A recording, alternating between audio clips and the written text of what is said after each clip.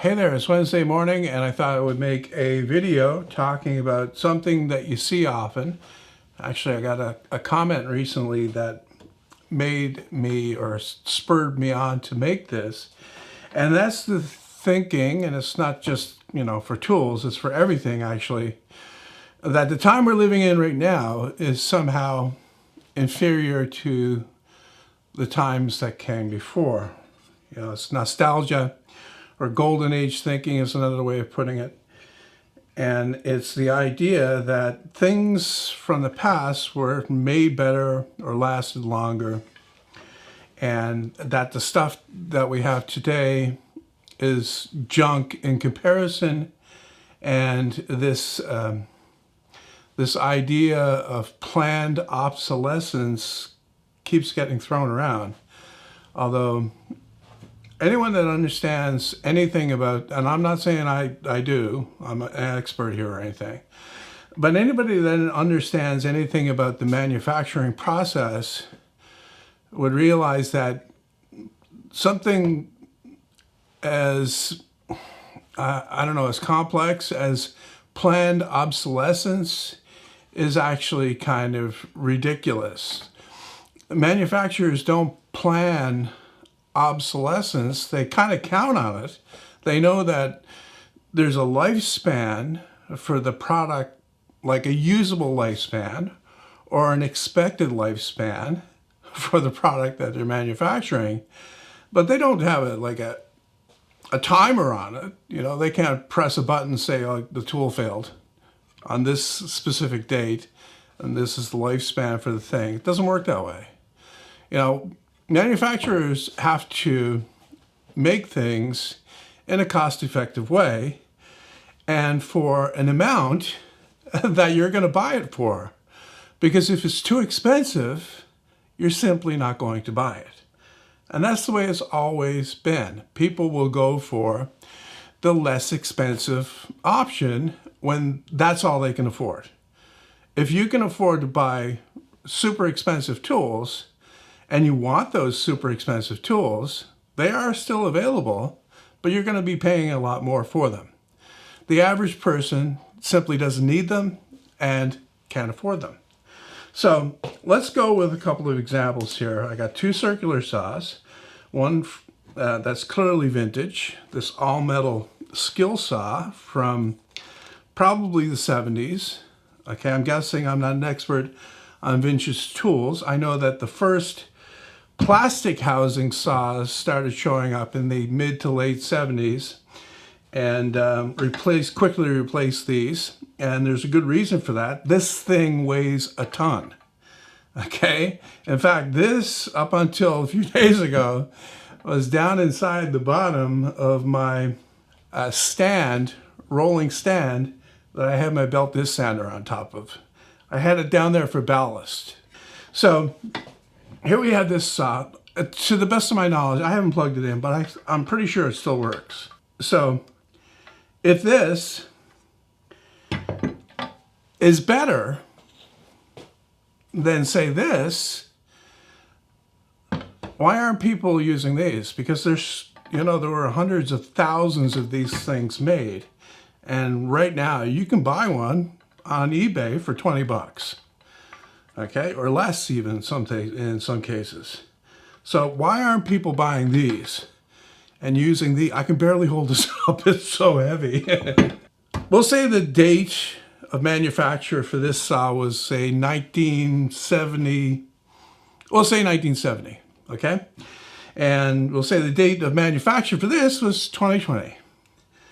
All right, which is a couple of years ago, well, a year ago.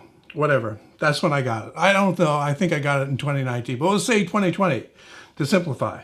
So that's a 50-year lifespan of, between the two. This thing is still around, of course, because it's here, and it might be still working. Will this thing be around in 50 years? Well, the saw might be, but the battery will be long dead. That's the downfall of these types of batteries. They're going to die regardless of whether you use them or not, eventually. So the battery will wear out, and you can almost be guaranteed that at some point between now and 50 years from now, some other technology will come in and make this obsolete anyway, so you probably wouldn't be wanting to use this, very much like you don't want to be using this because it's so damn heavy. This one will be obsolete probably in the same way. So, okay, in 1970, if you paid $100 for this saw, which I'm pretty sure that it was around that price, maybe. Okay, I can't say for certain. I did a little bit of research, but I couldn't find exactly the price.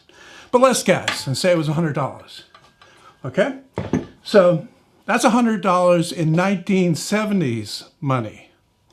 What's happened since 1970 is a whole lot of inflation. And inflation, despite what a lot of people think, is not the prices of the products rising, it's the value of the money dropping. So 1970s dollars were around 7 times more valuable than today's money.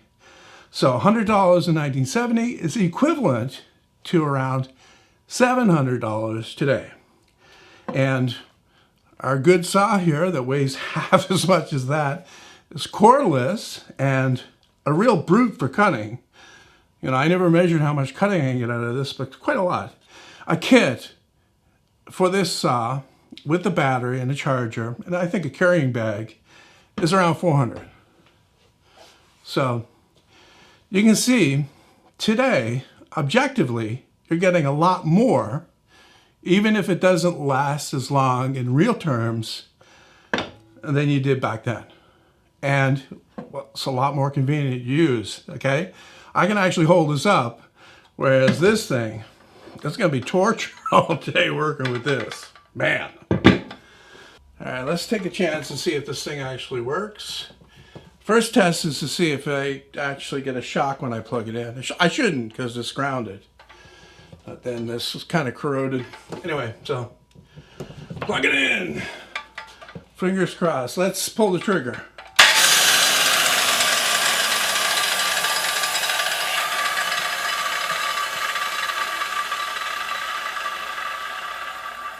Look how long it takes for that to slow down to a stop. No electric brake on this, that's for sure. Sounds pretty good. It's not too loud either. So the chances are that this was in somebody's garage. They bought it back in, you know, whenever.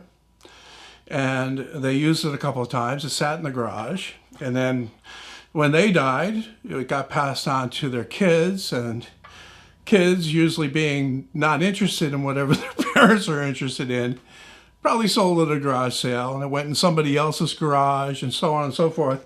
It probably never got seriously used, in other words. So the brushes are probably still in good shape, because that's what wears out, basically. And everything else is, you know, looking pretty good. The paint is in, you know, a little bit scratched up, but that's probably mostly from moving it around. And what spurred on the comment that I got that spurred on this video was me saying that, you know, there weren't very many tools available when I was a kid, certainly not at a reasonable price. And you can see that if you go back to then, and that thing over there was $100, and you take that $100 that you spend on that saw, and you go to the grocery store, then you're walking out with a lot more stuff than you are today. Okay, you're probably not even going to come close to the equivalent of $700 that you had back then. Although there are more products available today, and that's just the way things are. So, objectively speaking, for almost everything concerned, you know, other than the few key things that people like me would value, as in personal freedom, things are better today than they were back then. Do not ever call me at the source. It's just a metaphor, dude. His people are completely literal. Metaphors are gonna go over his head. Nothing goes over my head. My reflexes are too fast. I would catch it. I'm gonna die surrounded by the biggest idiots in the galaxy.